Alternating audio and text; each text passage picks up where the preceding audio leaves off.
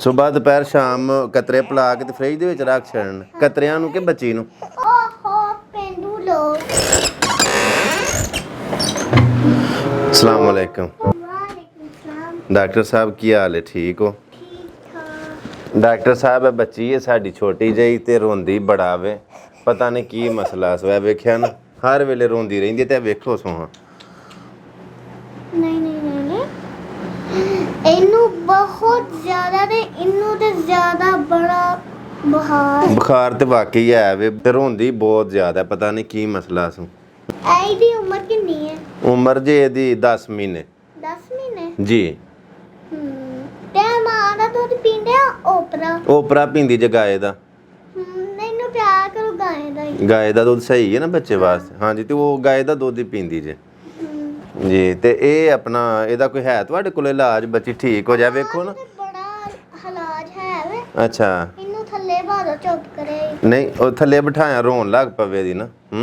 ਤੁਸੀਂ ਦੱਸੋ ਅਸਲ ਦੇ ਵਿੱਚ ਕਾਲੀ ਪਈ ਆ ਵੇਖੋ ਨਾ ਬੜਾ ਬੁਖਾਰ ਹੈ ਉਹਨੂੰ ਤੇ ਕੀ ਇਹਦਾ ਹੱਲ ਹੈ? ਕਿਹੜੀ ਦਵਾਈ ਜੇ? ਮੇਰੇ ਕੋਲ ਇੱਕ ਡਾਈਕੈਸ ਕਤਰੇ ਨੇ। ਠੀਕ ਹੈ। ਉਹਨਾਂ ਨੂੰ ਸਵੇਰ ਸ਼ਾਮ ਪਾਣੀ ਚ ਮਿਲਾ ਦੇਣੇ। ਪਾਣੀ ਚ ਮਿਲਾ ਕੇ ਦੇਣੇ ਨੇ? ਹਾਂ ਠੀਕ ਹੈ। ਕਤਰੇ ਸਵੇਰ ਦੁਪਹਿਰ ਸ਼ਾਮ? ਹਾਂ। ਠੀਕ ਹੈ। ਤੇ ਪਿਲਾ ਕੇ ਫਿਰ ਉਹਨਾਂ ਨੂੰ ਫ੍ਰਿਜ ਵਿੱਚ ਦੇਣਾ। ਸਵੇਰ ਦੁਪਹਿਰ ਸ਼ਾਮ ਕਤਰੇ ਪਿਲਾ ਕੇ ਤੇ ਫ੍ਰਿਜ ਦੇ ਵਿੱਚ ਰੱਖ ਛੱਡਣ। ਕਤਰਿਆਂ ਨੂੰ ਕਿ ਬੱਚੀ ਨੂੰ? ਓਹੋ ਪਿੰਡੂ ਲੋਕ।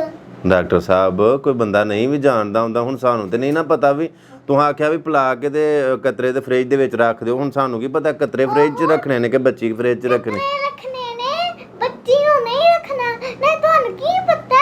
ਵੇਖੋ ਇਹ ਕਿੰਨੀ ਤਪਦੀ ਹੈ ਪਈ ਤੇ ਫਿਰ ਇਹਨੂੰ ਫ੍ਰਿਜ 'ਚ ਰੱਖਾਂਗੇ ਤੇ ਜ਼ਰਾ ਕਰੋ ਇਹ ਗਰਮ ਹੈ ਨਾ ਮੱਥਾ ਫਿਰ ਠੰਡਾ ਹੋ ਜਾਏਗਾ। ਓਹੋ ਪੰਖੇ 'ਚ ਠੰਡਾ ਹੋ ਜਾਂਦਾ ਫ੍ਰਿਜ 'ਚ ਨਾ ਬੱਚੀ ਪੂਰੀ ਕਿਵੇਂ ਆਂਦੀ? ਆ ਜਾਂਦੀ ਹੈ ਪੂਰੀ ਉੱਤੇ ਜਿੱਤੇ ਕੌਲੇ ਰੱਖੇ ਦੇ ਨਾ ਬਰਫ਼ ਵਾਲੇ ਉਤਲੇ ਖਾਣੇ 'ਚ ਰੱਖਾਂਗੇ ਤੇ ਆ ਜਾਣੀ ਨਿੱਕੀ ਜਿਹੀ ਤੇ ਹੈ ਵੇ 1.5 ਫੁੱਟ ਦੀ ਹੈ ਇਹ 2 ਫੁੱਟ ਦੀ। ਓਹੋ ਕੀ ਫ੍ਰਿਜ ਦੇ ਵਿੱਚ ਰੱਖਣਾ ਸਾਨੂੰ ਦੱਸ ਛੜੋ ਤੁਸੀਂ ਗੁੱਸੇ ਨਾ ਹੋ। ਰੱਖਣੇ ਨੇ ਬੱਚੀ ਨੂੰ ਨਹੀਂ ਰੱਖਣਾ। ਬੱਚੀ ਨੂੰ ਨਹੀਂ ਰੱਖਣਾ? ਹੋਰ ਜ਼ਿਆਦਾ ਬਾਹਰ ਜਾਣਾ। ਅੱਛਾ ਮੈਨੂੰ ਪਤਾ ਸੀ ਆਂਦੇ ਹੋਵੇ ਵੀ ਕਤਰੇ ਪਿਲਾ ਕੇ ਤੇ ਬੱਚੀ ਨੂੰ ਫ੍ਰਿਜ 'ਚ ਰੱਖ ਛੜਿਓ। ਅੱਛਾ ਬੁਖਾਰ ਉਤਰ ਜਾਏ ਨਾ ਠੰਡਕ ਦੇ ਨਾਲ।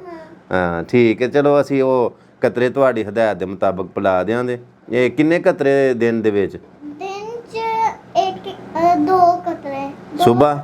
ਹਾਂ ਪਾਣੀ 'ਚ ਮਿਲਾ ਕੇ ਮਿਕਸ ਕਰਕੇ। ਠੀਕ ਹੈ। ਫਿਰ ਇਹਨੂੰ ਬੱਚੀ ਨੂੰ ਦੇਣੇ। ਅਗਰ ਪੀਵੇਗੀ ਤੇ 2 ਘਟ ਲਾਵੇਗੀ ਤੇ ਲਵਾ ਦਿਓ। ਠੀਕ ਹੈ। ਜੇ ਨਾ ਹੀ ਲਾਵੇਗੀ ਤੇ ਉਹਨੂੰ ਫਿਰ ਧੱਕੇ ਨਾਲ ਪਿਆ ਦਿਓ। ਧੱਕੇ ਨਾਲ ਪਿਲਾ ਦੇਈਂ? ਹਾਂ ਨਹੀਂ ਤੇ ਫਿਰ ਤੁਸੀਂ ਆ ਕੇ ਫਿਰ ਕਹਿਣਾ ਕਿ ਇੰਨੀ ਬਾਹਰ ਆਵੇ। ਫਿਰ ਤੁਸੀਂ ਆ ਕੇ ਕਹਿਣਾ। ਚਲੋ ਤੇ ਹੁਣ ਕਿੰਨਿਆਂ ਦਿਨਾਂ ਬਾਅਦ ਦੁਬਾਰਾ ਚੈੱਕ ਕਰਵਾਉਣ ਵਾਸਤੇ ਆਈਏ? ਦੁਬਾਰਾ ਚੈੱਕ ਕਰਾਉਣ ਵਾਸਤੇ ਆਇਓ 1 ਮਹੀਨੇ ਬਾਅਦ।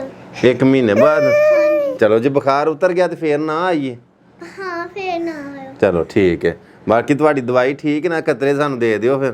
ਠੀਕ ਹੈ। ਹਾਂਜੀ ਤੁਹਾਡੀ ਦਵਾਈ ਬੜੀ ਠੀਕ ਹੁੰਦੀ ਹੈ। ਹਾਂ ਚਲੋ ਥੈਂਕ ਯੂ ਬਹੁਤ ਸ਼ੁਕਰੀਆ। ਡਾਕਟਰ ਸਾਹਿਬ ਇਹ ਦਵਾਈ ਦੇ ਕਿੰਨੇ ਪੈਸੇ ਜੇ? 1000 ਰੁਪਏ ਬਸ। ਤੇ ਉਹ ਫਿਰ ਤੁਸੀਂ ਲਿਖ ਲਿਓ ਕਾਪੀ ਦੇ ਉੱਤੇ ਜਦੋਂ ਸਾਡੀਆਂ ਮੁੰਜੀਆਂ ਵੱਡੀਆਂ ਜਾਂਦੀਆਂ ਨੇ ਨਾ ਤੇ ਉਹ ਖਾਤੇ ਦੇ ਉੱਤੇ ਲਿਖ ਲਿਓ ਤੇ ਫਿਰ ਆਪੇ ਇੱਕ ਵਾਰੀ ਹਿਸਾਬ ਕਰ ਲਵਾਂਗੇ। ਠੀਕ ਹੈ ਨਾ? ਚਲੋ ਠੀਕ। ਹਾਂ ਦੁਕਾਨਾਂ ਉੱਤੇ ਵੀ ਇੰਜ ਹੀ ਕਰੀਦਾ ਉਹ ਸੌਦਾ ਲੈ ਆਈਦਾ ਨਾ ਤੇ ਉਹ ਫਿਰ ਜਦੋਂ ਆੜਤੀ ਨਾਲ ਹਿਸਾਬ ਕਰੀਦਾ ਤੇ ਫਿਰ ਇੱਕੋ ਵਾਰੀ ਪੈਸੇ ਉਹਨੂੰ ਦੇਈ ਦੇਣ। ਤੇ ਤੁਸੀਂ ਡਾਕਟਰ ਸਾਹਿਬ ਤੁਸੀਂ ਫਿਰ ਖਾਤੇ ਲਿਖ ਲਿਓ। ਸਹੀ ਚੰਗਾ ਫਿਰ ਹੁਣ ਇਜਾਜ਼ਤ ਸਾਨੂੰ? ਹਾਂਜੀ। ਚੰਗਾ ਅਸਲਾਮ ਵਾਲੇਕੁਮ।